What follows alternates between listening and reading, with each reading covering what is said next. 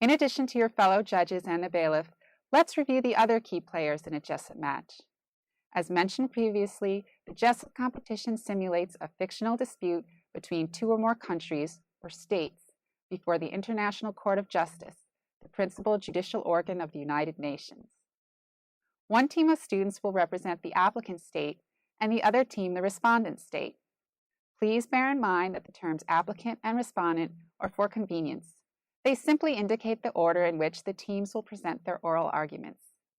In most Jessup problems, both sides will have an affirmative claim on which they bear the burden of proof, regardless of whether they are designated applicant or respondent.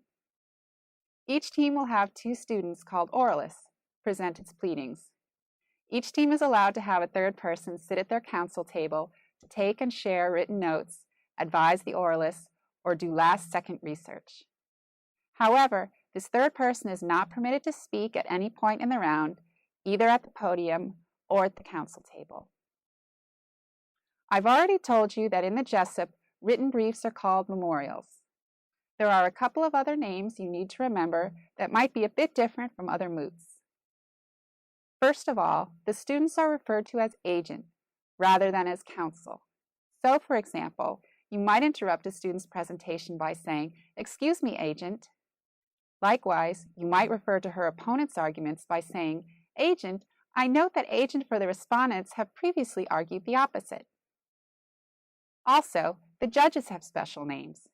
Students will refer to the judges as Your Excellencies, and when referring to a particular judge, as Your Excellency, His Excellency, or Her Excellency. They may also refer to you by name, for example, Judge Smith. The head of the panel, who sits in the center of the three-judge panel, is the president. Students will refer to the president as Madam President or Mr. President. The president may also, of course, be referred to as Your Excellency. The president is equal in all respects to the other judges, except that she or he has the additional responsibilities of signaling when oralists may begin or need to end their presentations, responding to procedural questions from the oralists, for example, if they ask for additional time to conclude an answer, and generally maintaining order in the proceedings.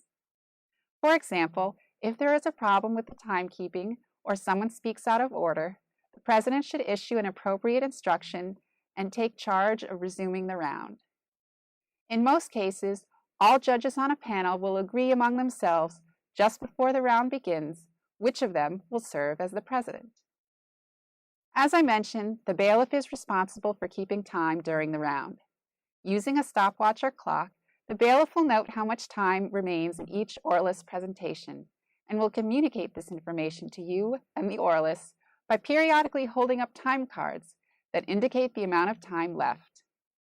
Please make sure the bailiff is seated where both the judges and the oralists can see the time cards.